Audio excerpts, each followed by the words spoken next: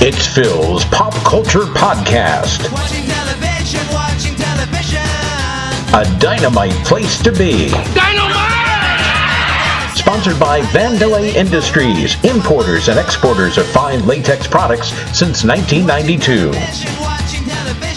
And now, the man who taught Frank Burns how to eat worms, here's your host, Phil Kahn.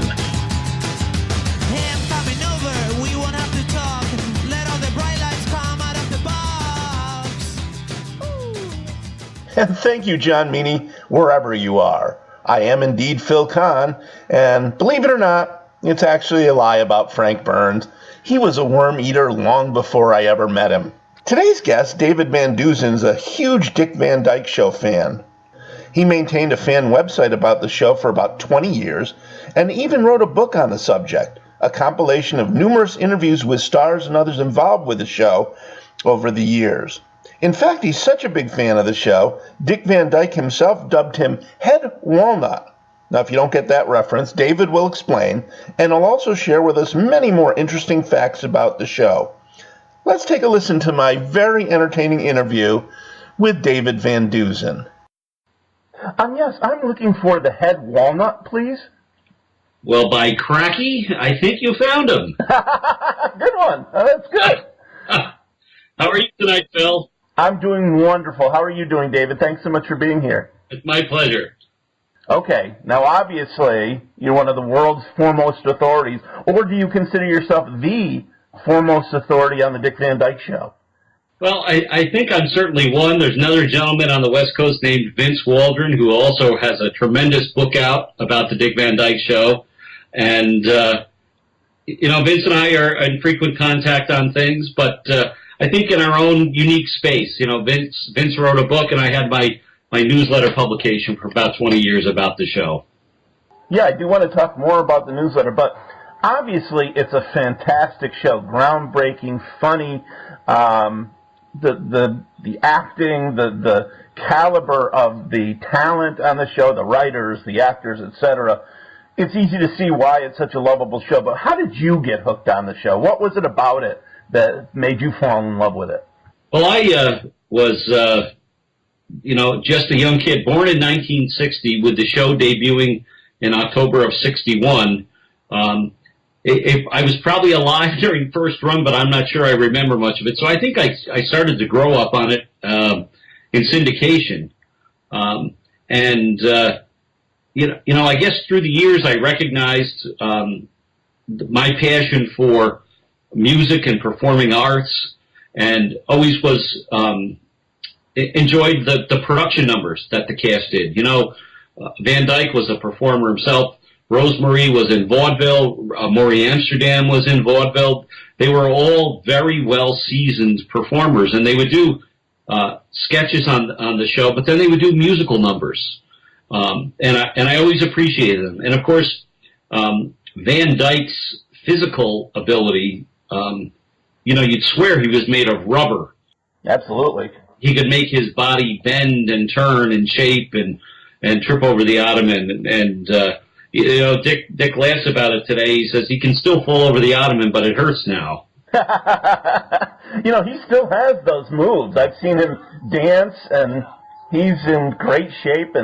But you're right. I consider him one of the best physical comedians ever. Right up, I know he has a few disciples in John Ritter and even Michael Richards from Seinfeld, but I think he was the original. He was terrific. I think Dick is truly an icon in the entertainment industry. And at the same time, what I'll tell you, he's one of the most personal individuals I've ever met. He's exactly as you would expect him to be. Very engaging, very charming, very friendly, and very unassuming, even though he has the stature that he has in the entertainment industry today. That's nice to know. You always wonder, it's like, wow, he seems like such a great guy. I wonder if he's that way in real life, and I'm glad to hear that he is. And I know that you two have become quite the good buddies.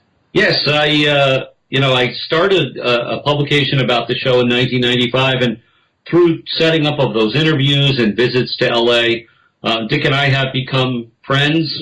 Ironically, we share the same initials, and Carl Reiner refers to me as the other DVD. Of course, we know who the DVD is.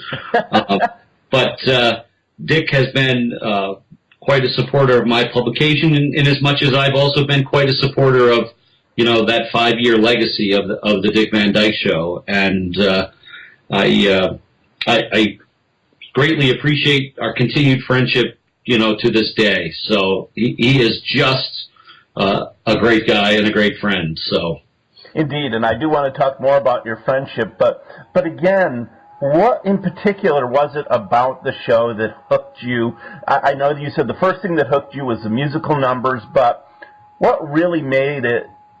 What made you into the head walnut, excuse me. The head walnut, yeah, well, there was a very famous episode about walnuts that if you're a fan of the show, you know exactly what I'm talking about. I think part of what makes the Dick Van Dyke Show as popular as it remains today is the fact that Reiner really focused on things and events that the normal person could relate to. It was about a husband going to work and getting a call about the kid at school and there's an issue, or his wife was opening his mail without his permission, or the next door neighbor was sticking her nose in where it didn't belong. And I think that Carl would tell you that they would sit around and he would ask, what's happened to you lately? What's happening in your life? And there was a very famous episode about the kid Richie being pecked on the head by a woodpecker. That was a true story in Carl's neighborhood with a neighbor, where a woodpecker literally was going after the hair of the next door neighbor kid, and he wrote a show about it. Maury Amsterdam mentioned one day that he never had a bar mitzvah. Carl said, "Well, we'll do an episode about that." Oh yes, I do remember that. Jerry Van Dyke, Dick's brother, was on a couple of episodes about sleepwalking, and in fact, Jerry Van Dyke in real life was a sleepwalking brother. So I think it's the fact that people can relate to the situations, and it truly was a situation comedy, and you laughed because you could somehow imagine those things happening to you, or it wasn't people that you didn't know. You kind of felt like you knew them because they were normal folks in suburbia.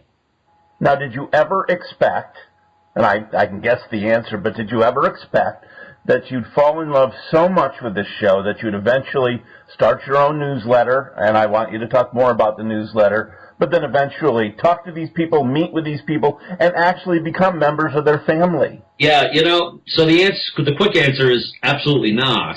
I did have a thing that I was doing in the late 80s as the Dick Van Dyke Show played on cable television to try to record all of the episodes on what were VHS tapes back then, right? Uh-huh. I would record episodes, and I got my dad involved, and he would record episodes on different networks, and I had a database of keeping track of how many of the 158 episodes that I had. And then suddenly in the early 90s, somebody in the industry came up with the brainchild of Nick at Night, and let's revisit these classic television shows. And Dick Van Dyke became the chairman of Nick at Night to try to promote the classic shows and a revisit to them. And the Dick Van Dyke Show was, proudly featured on that network. And as I rewatched the shows then, I thought, gosh, this show, some 30 years later at that point, still stands the test of time. Reiner made very sure there was no jargon of the day in the scripts, so that you wouldn't say, oh, gee, that was from the 60s, because they called the gun a gat, or that sort of thing. Yeah. There were some historical references of the day, which is about the only thing that dates it. But I thought, this is quite a show, and it still stands the test of time. I wonder if there's a Dick Van Dyke Show fan club.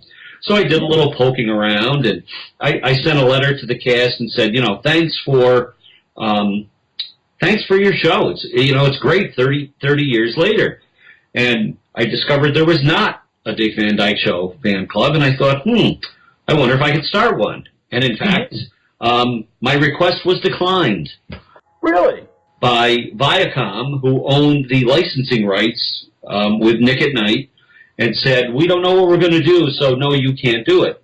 And a young lady, the head of the National Association of Fan Clubs, said, well, David, you have your First Amendment right to write, the other right, about anything. So she said, why don't you start a publication about the newsletter that has a title that would mean something to fans, and maybe it will catch on. And I said, I can't remember the lady's name now, but she suggested, what about something like Life in New Rochelle? She said New Rochelle is where the show took place. Maybe that will, hit a nerve with somebody. And I thought, well, okay, well, let me give that some thought. And then I thought, well, Life in New Rochelle, but gosh, that Walnut episode always sticks in my mind. The vision of Mary Tyler Moore coming out of this closet full of, 1,000 pounds or 2,000 pounds of walnuts. So I started a publication called the Walnut Times, and sure enough, those that were fans of the show knew immediately what I was talking about, and I set off on my quest to try to get interviews with the cast and crew and guest stars, all related to the show. And Rosemary was my first interview, and she put me in touch with Maury Amsterdam, and that helped pave the way to go to Sheldon Leonard and say, I've interviewed Rosemary and Maury, would you interview with me? And got in touch with Dick Van Dyke and Ann Gilbert and so many others with the show, and it just really started to snowball. And I kind of then said, well, I need to develop a format for the newsletter, and I had various sections. Like I had a main cast interview, and then I had what I called the guest star spotlight, where I would focus on a particular character actor, maybe who did a guest shot on the show, and see if they'd be interested. And I have to tell you, overwhelmingly, that every guest star that I interviewed, from Greg Morris of Mission Impossible fame to Jamie Farr of MASH fame, who both had guest appearances on the show, and the list goes on and on. All of the feedback from these folks was, oh my gosh, what a treat it was to work on that Van Dyke set. And the cast, unlike other shows where you felt like an outsider, really made you feel like you were part of the creative process and could throw a suggestion in or a creative idea. And all of that was embraced as part of it on the Van Dyke set. And I think that was probably the tone set by Carl Reiner and by Dick. And I think by the others involved. They valued the collective creative input of those who were there because they all wanted to have a great show. So it is, as you look back over the history of Van Dyke and the number of people who did have guest shots on the show, the Greg Morris, the Ken Barry, Don Rickles, Jerry Van Dyke, Sue Ann Langdon, the list goes on and on and on, Vic Damone. So it is quite an encompassing volume of the main cast and so many others. Alan Melvin, who went on in later years to be Sam the Butcher on the Brady Bunch and Archie Bunker's Place. Right. Was Rob's Army buddy. That's right. So Marty Ingalls, from 60s sitcoms also had guest shots. So just truly, quite a thing. And I was privileged not only to interview all of the cast. I did interviews, fortunately, with Maury Amsterdam and Sheldon Leonard before they passed, and Dick and Carl and Mary and Rosemary and Larry Matthews and John Rich, the director, and Earl Hagen, the fabulous theme composer of not only Van Dyke, but Andy Griffith and That Girl and I Spy and so many others, Gomer Pyle. And I have to tell you, Phil, that the nicest, most engaging, friendly group of people that you ever wanted to meet. And I would go to LA and say, I'm coming, and they'd say, well, let's have lunch, and let's do dinner, or let's go to the show. And Jerry Paris had left us before I started this, but I'm friends with the 3 children of Jerry Paris. Yeah. And Ann Gilbert, who I did meet and became, quite good friends with. I'm friends with Ann's 2 daughters, one of them an actress and one of them an acting teacher. I'm friends with Rosemarie's daughter. I'm kind of the age of the kids of the main cast members, and somehow have, I don't know, earned their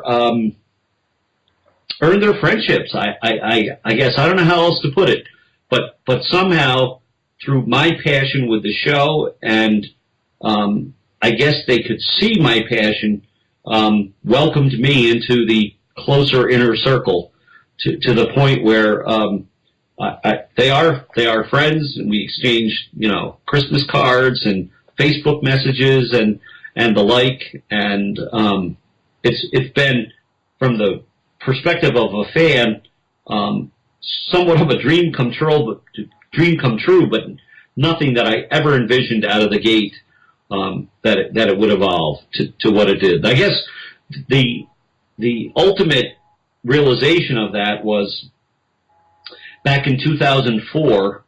Reiner finally decided to do what he called the 159th episode of the Dick Van Dyke Show, and do a reunion where the people would come back and play the characters that they had played years before. Yeah. 10 years earlier, they had done a retrospective where they talked about the show, and there was always this hesitancy to try to do a remake because they didn't want to ruin the memory of what the show was, or you couldn't go back or whatever.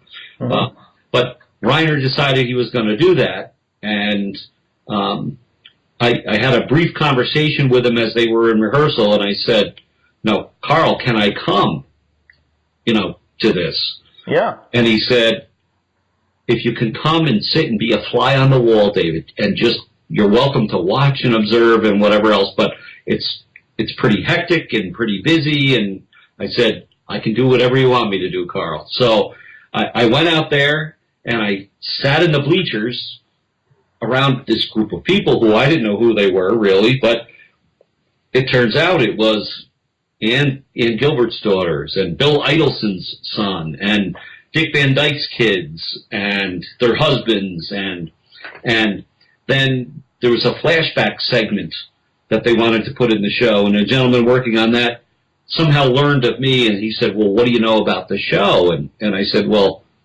what do you mean? Well, we're looking for this sort of segment. Do you know where that is? I said, yes. So during the day, I sat on the set and watched them rehearse and do these scenes, and at night, I went back to the film editing studio with another guy and helped pick out flashback clips that would be interspersed into the, into this new episode. Well, that's terrific. Yeah, probably by about day 3, all of a sudden it hit me that, I thought to myself, here I am as an outsider on the set, and then I kind of stopped and I said, well, you know what? I'm not an outsider anymore. Mm-hmm. I'm really now part of the inner circle. And it was, I think through that experience that I came to the realization that I was not a crazed fan, right?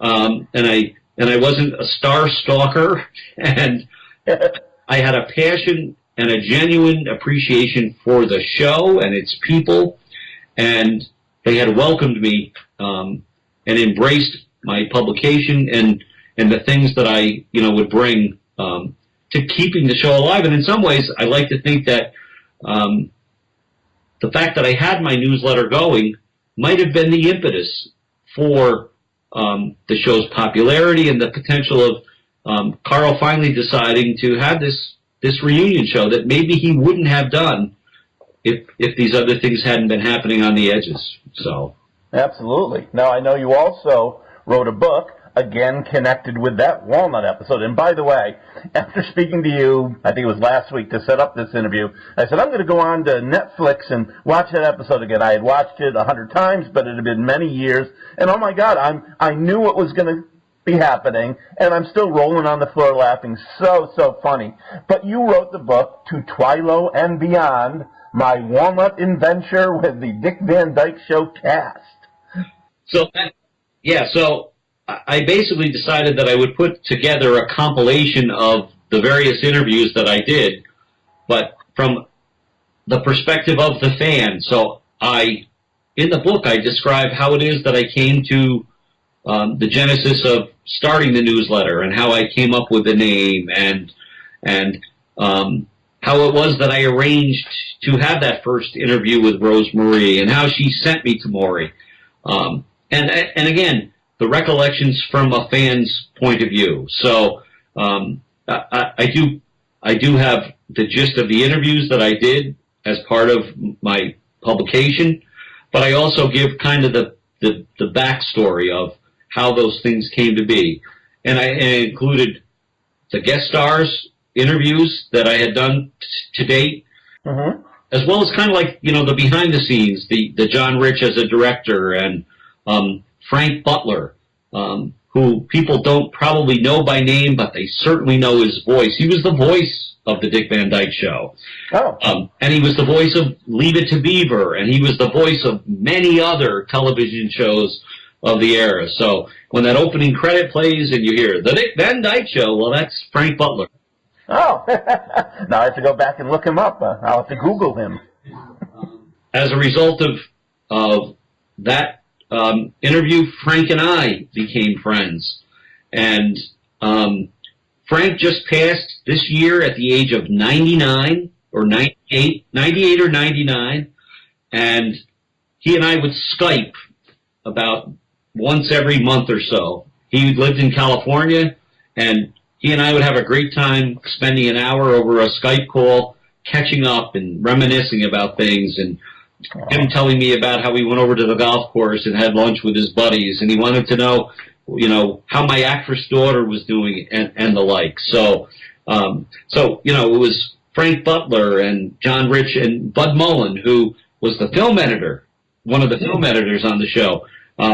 Bud worked a lot with Lucy and Desi on their show, I Love Lucy, and Bud did much of the editing on Carl Reiner's feature films, and Bud and I became friends, and in my visits to California, I would get together with Bud and his wife, and we'd go to dinner and enjoy each other's company. So, and then I highlighted these other things, the touch points that I had, being involved with helping to bring the show to DVD and contribute to the bonus footage that I thought fans would appreciate having on those DVDs.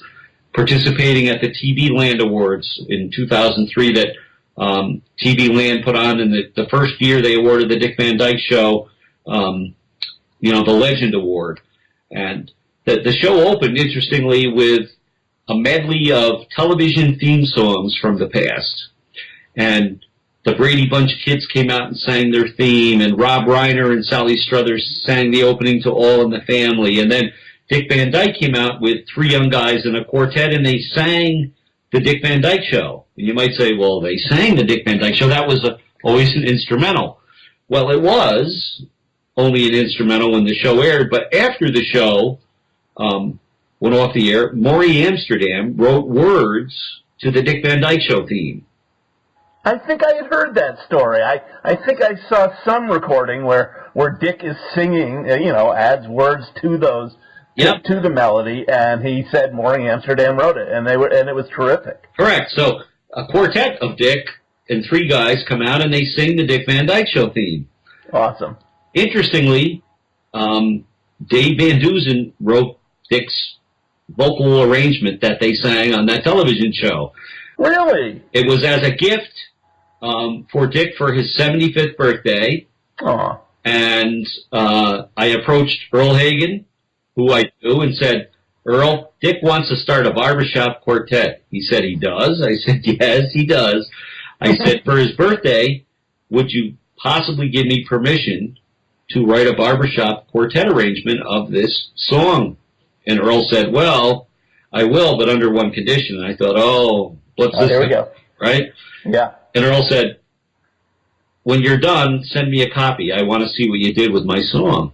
So I said, fair enough. And in fact, Dick today, some 17 years later, still continues to sing the Dick Van Dyke Show theme with his quartet at events. And I take, I guess, a good deal of pride and pleasure in knowing, again, that Dick and I have that inextricable link there, if you will. And if you go out on YouTube, Dick Van Dyke Show, you'll be able to find some performance that they did of the show, the theme song. And part of the other aside to me was that, I sent my arrangement off to television composer legend Earl Hagen, and thought, oh boy, this will be good. Earl wrote me a very nice note and said, I loved what you did with it, David. Oh. So again, that was quite a rewarding note to get from Earl. And I have very fond memories of my association with Earl, because again, as a musician, that meant a great deal to have that person of that caliber, give me that acknowledgement personally. So, indeed, what a treat! Wow. By the way, you're listening to Phil's Pop Culture Podcast, and my guest is David Van Deusen. And by the way, David, on my website, I'm going to include a link to your online newsletter. Now, apparently, well, you told me this, but I'm going to play a little dumb. Apparently, you stopped publication in 2015 of the Walnut Times. Why did you decide to do that? Well, I had a 20-year run, and I kind of took the approach of Carl Reiner, who at the end of his 5 years of the show said, I don't want to repeat myself, and I'd like to go out on top on a positive note. And I'd had a 20-year run, which was really great. I'm very fortunate, particularly with the Van Dyke Show, to have so many cast members from the show still living. I got Sheldon Leonard and Maury and Earl Hagen before they passed, but the thought that Carl Reiner is still out there today tweeting every day at 95, and Rose Marie is 94 and just has a feature film about her career, and Dick at 92 just had an event this past weekend to try to raise funds for a performing arts foundation that he's created to keep kids in music and in art and in theater.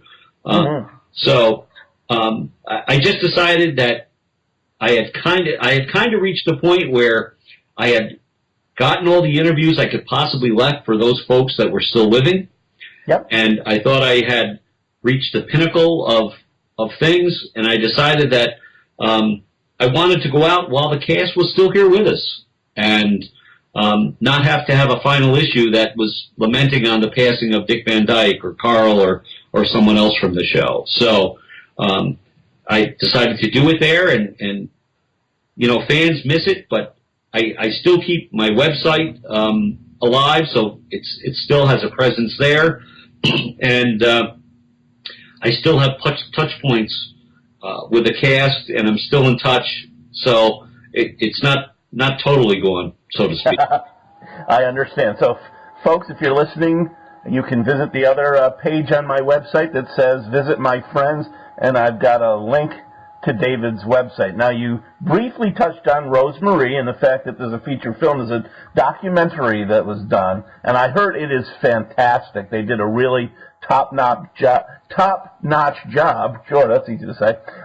It was a husband and wife team, apparently in their 30s, and they wrote and directed and shot this wonderful documentary called, I'll let you...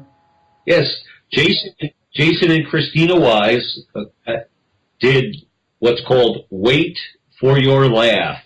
That's it. And that comes from, as the story goes, during the Dick Van Dyke Show, there would be a comedic scene, and Rosemary would say to Dick, wait for your laugh, wait for your laugh. She always felt like he jumped in too quickly, and the audience would be laughing longer or much more loudly. But somehow Dick would cut them off because he would come back in with the subsequent line too early. So, Yeah. So in the documentary, which is about 90 minutes long, and it premiered in New York City last week, and it's premiering on the West Coast this week and next week. Carl Reiner is interviewed, Dick Van Dyke, Peter Marshall from the Hollywood Squares, who had a long-standing friendship with Rosemary, Tim Conway, who Rosemary actually discovered in Cleveland early in his career, and set him on his way, and some peripheral folks in Rosemary's life, her publicist, her road manager at a time, and some good friends of hers. But part of the interesting slant of this is that Rosemary was in show business at age 3, and she's with us today at 94. She probably has the longest career in show business of any living person. And the film, while it's about her life and career, is really a study in the entertainment business, because it chronicles old-time radio, which Rosemary was part of, vaudeville, which she was part of, and she was at the start of Las Vegas, having been hired by the mob to perform there with Jimmy Durante and Xavier Cugat. She went and did some motion pictures. She did Broadway. She made her foray into the television market in the 50s, landing, of course, with the most well-known role of Sally on the Dick Van Dyke Show, but went on after that to Doris Day and Hollywood Squares for 14 years, and many guest shots, and then had a road show with what she would say 3 other old broads, Rosemary Clooney, Helen O'Connell, and Margaret Whiting, in an act that they called Four Girls Four. And they each had individual careers, but they decided to combine efforts and do a show together as 4 women, where they each had their own bit piece, but they had a finale number and an opening number. And no one could believe in the 80s that this possible show of these 4 more elderly women in their 60s and 70s could possibly draw the crowds. But it sold out all around theater venues all over the country. So the documentary, like I said, it's about her life, her career, show business. It also touches on a love story between Rosemary and her husband, who sadly passed away at a very young age of, I believe, 46 in the mid-60s, to a rare blood infection that they could never really figure out what was going on. And the film also tells a little bit of that story and how they met, and the true love that they shared with each other, and what a heartbreaking time it was when he passed so suddenly in such a mysterious way. I think, fans of show business would love this. Fans of the Dick Van Dyke Show would love it. And the other thing is, the film features many of Rosemary's color home movies. She was fortunate enough at that time to be able to afford a color movie camera, which she took everywhere that she went, including Las Vegas in the 1940s. She has footage from Vegas in the 40s in color. Does she have any shots of her quote-unquote Uncle Al Capone? She doesn't have shots of Uncle Al, but the filmmaker recreated some scenes, and he recreated them on film, not on digital output, and he created them using the vintage film cameras that existed in that time period. Oh. So he was really trying to get as authentic as he could for the look. So when we see these scenes of Al Capone in 1930s, let's say, Uh-huh. The recreation was done on film with a film camera of that era. He was able to find these cameras and worked out an arrangement with Kodak to get film that would still go in these film cameras. Wow, sounds like he did it the right way. He did an incredible, phenomenal job. And the film is a potential Oscar contender for the category of Best Documentary. So let's cross our fingers and hope. But honestly, just to where the film has gotten today is a remarkable achievement.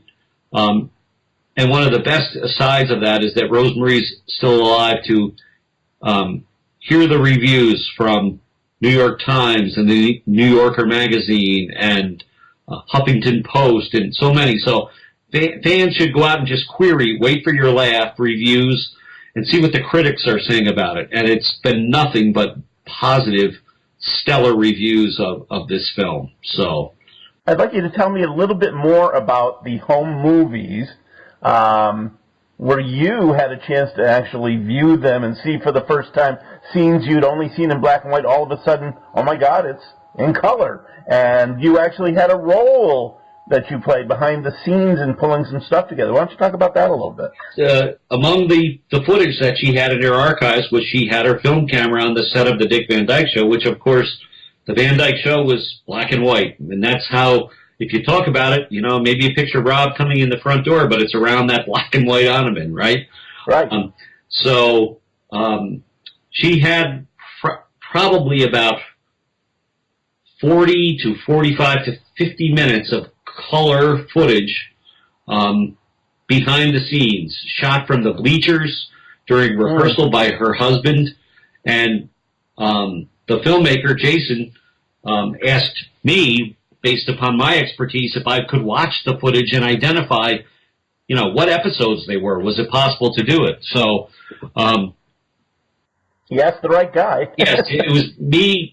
I was like a kid in a candy store because suddenly I had access to this remarkable historical piece of television history, but I was staring at the screen, looking at color, saying to myself, oh my gosh, I had no idea the couch in the writer's room was that color, or the lamp was that lamp, or the walls had two different colors. And so the camera pans from the office, and you look, and behind the wall of the office is the Petri kitchen. Oh. In our minds, we always thought Rob had to go home to the suburbs. Well, not so much. He just walked around the wall. So yes, I have to admit, I thought about it for about a half a second before I said I'd be thrilled to do that. So I helped identify those clips. I helped in providing some photos, still photos from the show, and I also helped in clearing some background music that the filmmaker wanted to use in his film.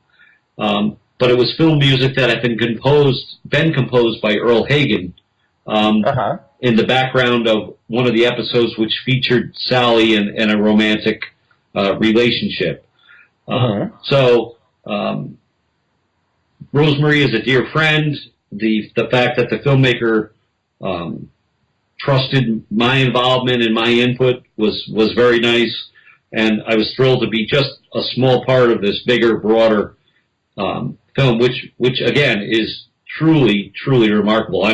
I'm trying to lobby to see if we can't get it to the Spectrum theaters in Albany, which typically do a lot of independent viewing and showing of films. Maybe we can get it here in the Capital District for folks to see. Yeah, that would be great. I really want to see it. So if you can make that happen, David, give me a call. Yes, the worst case scenario is the longer term plan is it will likely stream on Netflix or iTunes or Amazon.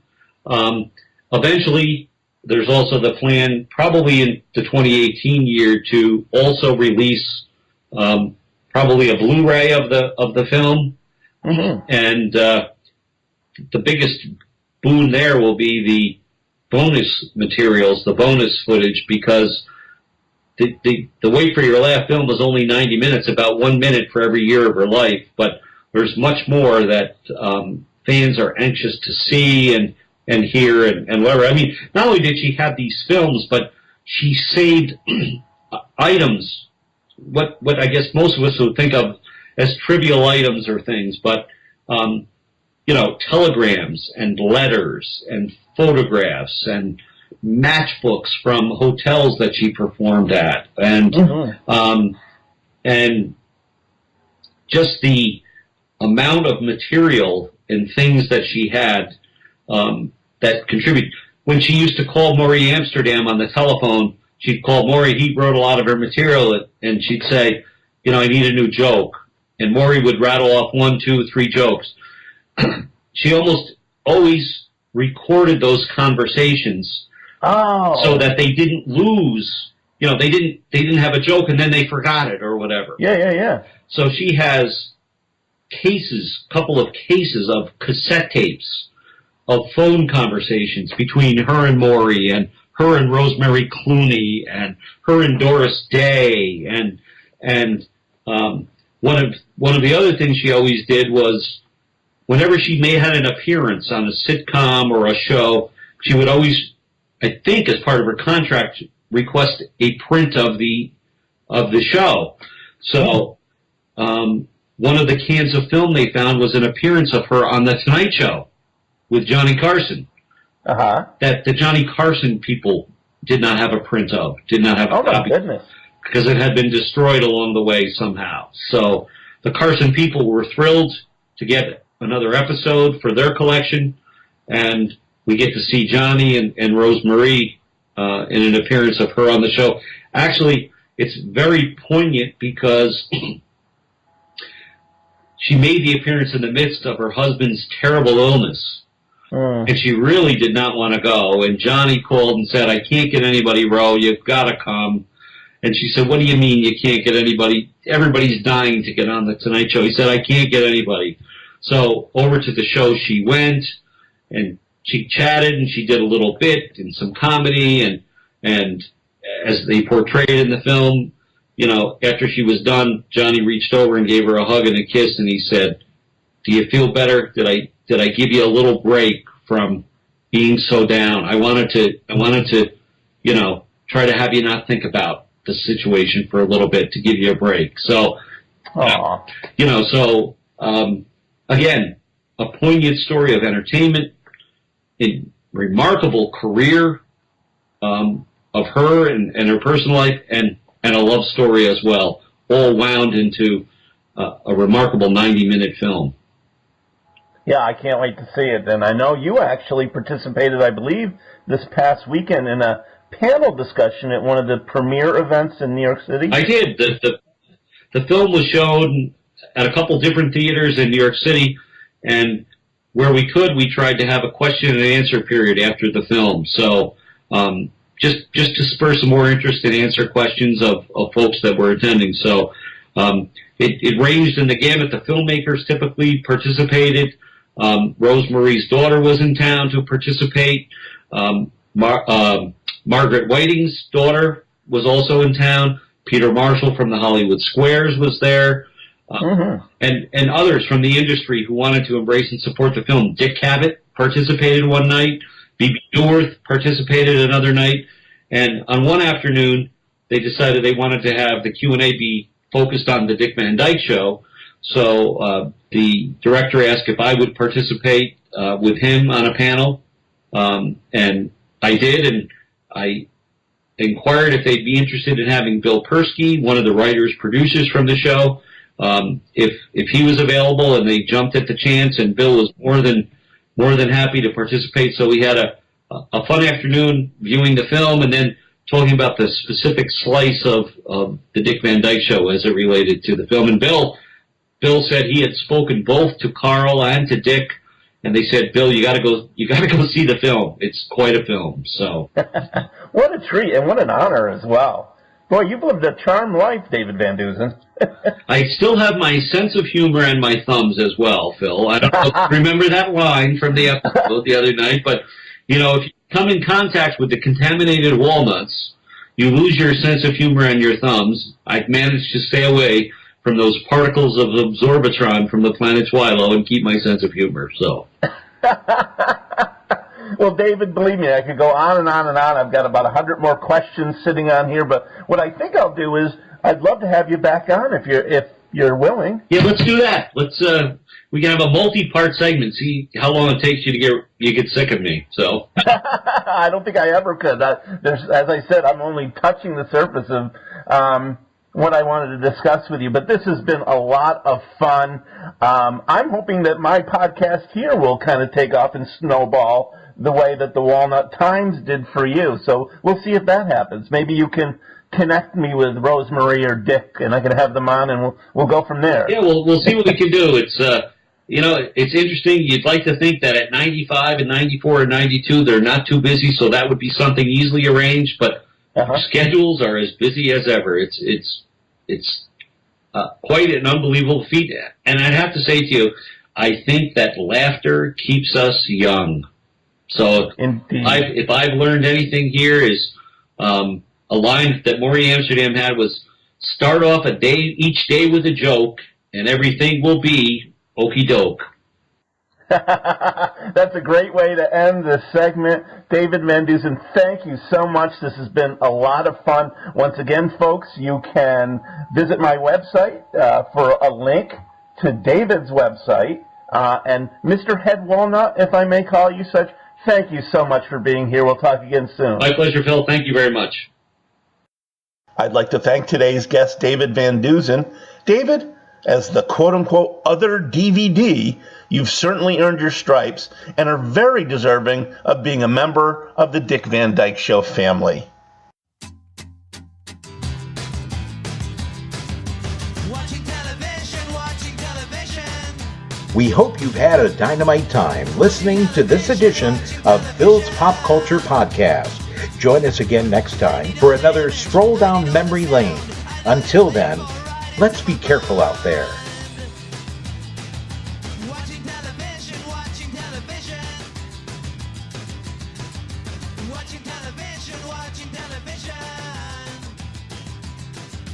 Hey, I'm coming over. We won't have to talk. Let all the bright lights come out of the box. Ooh. Watching television.